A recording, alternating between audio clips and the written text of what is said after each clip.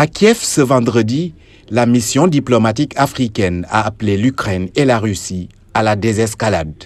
La journée est très émouvante, aussi bien parce que nous avons pu constater de visu l'ampleur des dégâts causés par la guerre, mais aussi parce que nous avons pu réaliser notre vœu de nous asseoir autour d'une table avec vous pour vous écouter et vous faire part également de nos propositions de sortie de crise.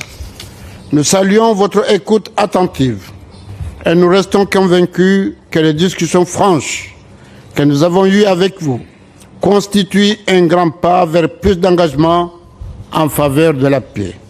Une médiation historique pour amener les belligérants à cesser cette guerre aux conséquences multiples. Le président ukrainien Volodymyr Zelensky, pour sa part, exclut toute négociation avec la Russie à l'issue de son entretien avec la délégation africaine. Aujourd'hui, j'ai clairement dit pendant notre rencontre que permettre toute négociation avec la Russie maintenant, quand l'occupant est sur notre terre, signifie de geler la guerre, geler la douleur et la souffrance.